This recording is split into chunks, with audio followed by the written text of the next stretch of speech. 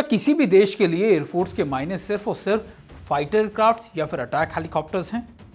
ऐसा बिल्कुल भी नहीं है, क्योंकि इसके मायने कई और ज़्यादा बड़े हैं या फिर आगे तक के हैं। दरअसल पहले शुरुआत हुई थी ट्रांसपोर्टर एयरक्राफ्ट से। वो इसलिए क्योंकि अगर आपको जवानों को एक जगह से दूसरी जगह ले जाना हो तो ट्रांसपोर्टर एयरक्राफ्ट सबसे महत्वपूर्ण थे। 1921 के अंदर पहली बार ब्रिटिश एयरफोर्स ने इसका इस्तेमाल अपने ट्रूप्स को एक जगह से दूसरी जगह ले जाने के लिए किया गया था, और उसके बाद से ही काफ़ी लंबे समय तक इस एयरक्राफ्ट को इस्तेमाल किया गया। जब भारतीय सेना या फिर वायुसेना गठित हुई तब हम काफ़ी लंबे समय तक ब्रिटिश एयरफोर्स के अंडर ही थे। यही वजह है कि ब्रिटिशर्स के कई एयरफोर्स या फिर कई ट्रांसपोर्टर एयरक्राफ्ट भारत ने इस्तेमाल भी किए, और पहला ट्रांसपोर्टर एयरक्राफ्ट का जो ऑपरेशन था वो भारत ने किया आज़ादी के कुछ महीनों या फिर कुछ समय के बाद डकोटा से, जब लगातार कबायली जो थे वो पीओके के इलाके, पाकिस्तान के इलाके से कश्मीर के इलाकों में कैप्चरिंग कर रहे थे, लूटपाट कर रहे थे, और उनका मकसद था कश्मीर को या श्रीनगर को पूरी तरीके से कब्जा लेना। तब इंडियन एयरफोर्स ने, या फिर आप कह सकते हैं कि डकोटा एयरक्राफ्ट से भारतीय सेना के जवानों को श्रीनगर एयरपोर्ट पर पहली बार उतारा गया, और उनका पहला ऑपरेशन था श्रीनगर एयरपोर्ट को पूरी तरीके से कॉर्डन करना या सिक्योर करना। इसके बाद भारतीय सेना ने कई बड़े मौकों के ऊपर अपने ट्रांसपोर्टर एयरक्राफ्ट का इस्तेमाल किया। इस समय लगभग जो है वो भारतीय सेना, वायुसेना के पास 250 से ज़्यादा ट्रांसपोर्टर एयरक्राफ्ट हैं, जिसमें हेलीकॉप्टर्स भी मौजूद हैं, बड़े कार्गो एयरक्राफ्ट भी मौजूद हैं। लेकिन इस समय जो सबसे महत्वपूर्ण है वो ये है कि भारतीय सेना के पास C-130J, C-17 Globemaster, IL-76, AN-32 जैसे भारी भरकम ट्रांसपोर्टर एयरक्राफ्ट है। हाल ही में जब भारत और चीन का विवाद चला तब ट्रांसपोर्टर एयरक्राफ्ट ने ही मील का पत्थर या गेम चेंजर को अब साबित भी किया। वो ऐसे कि ना सिर्फ फॉरवर्ड मोस्ट लोकेशंस पर, LAC पर भारतीय वायुसेना ने हमारे जवानों को, स्पेशल फोर्सेस को ट्रांसपोर्टर एयरक्राफ्ट की मदद से उतारा, बल्कि पैरा ट्रूप्स भी कराया गया। आज भारत की क्षमता इतनी है कि पूरी की पूरी ब्रिगेड को भी पैरा ट्रूपर या पैरा ड्रॉप कराया जा सकता है। ये हमने कई बार तस्वीरों में भी देखा। ट्रांसपोर्टर एयरक्राफ्ट के साथ साथ उसके ट्रांसपोर्टर हेलीकॉप्टर्स भी बहुत ज़्यादा इंपॉर्टेंट है। भारत के पास हालांकि Mi-17 V5 रशिया के थे, लेकिन भारत ने हाल ही में चिनूक भी अमेरिका से लिए हैं, जिनकी कैपेसिटी, लोड कैपेसिटी या फिर उनकी स्ट्रेंथ और भी ज़्यादा है। आने वाले वक्त में कहा जाता है कि अगर आपको स्मॉल टेक्टिकल ऑपरेशंस करने हो तो आपके लिए ना सिर्फ अटैक हेलीकॉप्टर्स बल्कि ट्रांसपोर्टर हेलीकॉप्टर्स भी बहुत ज़्यादा इंपॉर्टेंट है, क्योंकि अटैक हेलीकॉप्टर्स आपके लिए सिक्योर करेगा, और ट्रांसपोर्टर एयरक्राफ्ट से या फिर आप हेलीकॉप्टर से अपने ट्रूप्स को उतारेंगे, एरिया को डोमिनेट करेंगे, ऑपरेशन करने के बाद वापस अपनी लोकेशन पे चले जाएंगे। स्पेशल फोर्सेस के लिए या फिर इंटीग्रेशन के लिए ये ट्रांसपोर्टर हेलीकॉप्टर्स या एयरक्राफ्ट बहुत ज़्यादा महत्वपूर्ण है। यही वजह है कि भारत लगातार अपनी इन स्क्वाड्रंस के अंदर, आप कह सकते हैं कि बहुत तेज़ी से इजाफा कर रहा है। माना यह भी जाता है कि अगर अमेरिका के बाद कोई सबसे बड़ी ट्रांसपोर्टर फ्लीट है तो भारत के पास है, वो खास तौर पे C-130 हो या फिर ग्लोबमास्टर की बात कर लें तो लगातार भारत इनमें अपना इजाफा भी ट्रांसपोर्टर एयरक्राफ्ट या फिर इन एयरक्राफ्ट के लिए करता जा रहा है। आने वाले वक्त में भारत को अगर अपनी क्षमताएं बढ़ानी है तो ना सिर्फ अटैक हेलीकॉप्टर्स, एयरक्राफ्ट की जरूरत पड़ेगी, बल्कि ट्रांसपोर्टर्स की भी उतनी ही जरूरत भारत को पड़ने वाली है। नमस्कार, TV9 भारतवर्ष के डिजिटल प्लेटफॉर्म पर आपका स्वागत है। आज जिस स्पेशल फोर्स की हम बात करने वाले हैं, या जिस फोर्सेस के शौर्य गाथा की हम बात करने वाले हैं, वो 3 शब्दों से जुड़कर बना है: ब्रेवरी, डेडिकेशन और सर्विस या सिक्योरिटी। हम बात कर रहे हैं स्पेशल प्रोटेक्शन ग्रुप यानी SPG की। SPG पूरे देश के अंदर सबसे एलीट फोर्सेस या ग्रुप में मानी जाती है, जिसका काम है हमारे प्रधानमंत्री की सुरक्षा करना या फिर उनके लिए सुरक्षा कवच तैयार करना। दरअसल इससे पहले 2019 से पहले SPG ना सिर्फ प्रधानमंत्री को, उनकी फैमिली को, बल्कि कई VIPs को ये प्रोटेक्शन मुहैया कराती थी। लेकिन 2019 में पार्लियामेंट में अमेंडमेंट कर इसमें यह प्रावधान लाया गया कि SPG अब सिर्फ और सिर्फ प्रधानमंत्री की सुरक्षा करेगी, या फिर ex-PM की 5 साल तक सुरक्षा करने की जो चीज़ें हैं या फिर जो उनके पर कर्तव्य है वो उनके पास रहेगा। SPG का गठन 1988 में 1988 में किया गया, और इसके पीछे का मकसद था प्रधानमंत्रियों की सुरक्षा को और ज्यादा पुख्ता करना।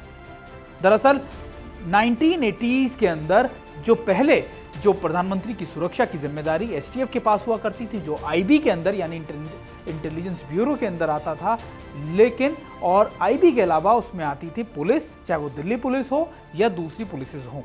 लेकिन कह सकते हैं कि तत्कालीन उस समय की प्रधानमंत्री इंदिरा गांधी की हत्या के बाद इसको चेंज किया गया और उसके बाद एक कमेटी गठित की गई 1985 में, जिसका मकसद था अब ये मैकेनिज्म तैयार करना कि ऐसी कौन सी फोर्स होगी जो सिर्फ प्रधानमंत्री, वीआईपीज और उनके परिवार की सुरक्षा करेगी।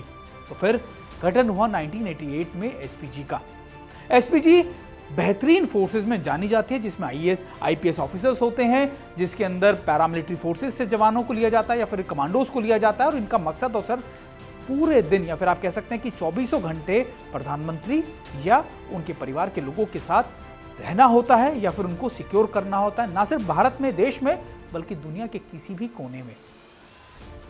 अब एसपीजी किस तरीके से काम करती है? करीबन 3000 से ज्यादा जो ऑफिसर्स हैं वो एसपीजी के अंदर अभी भारत, उनकी जो स्ट्रेंथ है करीबन 3000 से ज्यादा की है।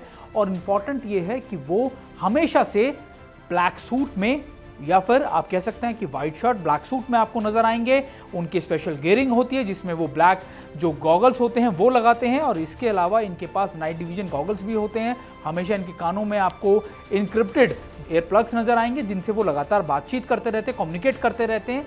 और इसके अलावा जो दूसरी ड्रेस होती है वो उनकी होती है सफारी सूट, जो अक्सर ये ओकेजनली कई जगहों पे पहनते हैं, लेकिन प्रधानमंत्री के साथ ज्यादातर ये आपको ब्लैक सूट में ही नजर आएंगे। एसपीजी की एक और खास बात यह कि एसपीजी जिन गाड़ियों में चलती है वो बुलेट प्रूफ गाड़ियां होती हैं, क्योंकि प्रधानमंत्री की सुरक्षा की जिम्मेदारी इनके पास होती है। और इनको एक खास प्रावधान में रखा गया है, 1988 के जो एक्ट है उसके तहत ये शुरुआत की गई कि ये मीडिया इंटरेक्शंस किसी से नहीं करेंगे और ना ही किसी जानकारी को साझा करेंगे। एसपीजी बहुत सालों से प्रधानमंत्री की सुरक्षा के कर्तव्य को निभाती आई है और इसे दुनिया के या फिर आप कह सकते हैं कि दुनिया भर में सबसे बेहतरीन स्पेशल ग्रुप्स या प्रोटेक्शन ग्रुप्स के तौर पर जाना जाता है। हिंदी में कहावत है, जैसे को तैसा। भारत को अक्सर अपने दुश्मन देशों या फिर आप पड़ोसी मुल्कों को समझाने के लिए उसी भाषा का इस्तेमाल करना पड़ता है जो भाषा वो लगातार या जिस तरीके काम वो अक्सर करते आए हैं। 2011 में भी भारतीय सेना ने एक ऐसी ही जबान का इस्तेमाल किया और पाकिस्तान के खिलाफ ऑपरेशन जिंजर लॉन्च किया गया। दरअसल 2011 जुलाई के अंदर पाकिस्तान की बैट एक्शन टीम ने भारत की कई पोस्ट के पास आकर पेट्रोलिंग करते हुए एम्बुश किया और भारत के 2 जवानों का सर काट कर ले गए। इसको लेकर पाकिस्तान में बहुत ज्यादा एक उत्साह या फिर एक अपने आप में एक बढ़ चढ़कर अपने आप को दिखाने की कोशिश की गई। यह बर्बरता भारतीय सेना को नागवार गुजरी। उसके बाद ऑपरेशन जिंजर को लॉन्च किया गया। माना जाता है कि 2011 अगस्त महीने में इसके पीछे 28 डिवीजन जो कुपवाड़ा में मौजूद थी उसने तैयारियां शुरू कर दी थी और 29 अगस्त को यह ऑपरेशन 2011 में लॉन्च किया गया।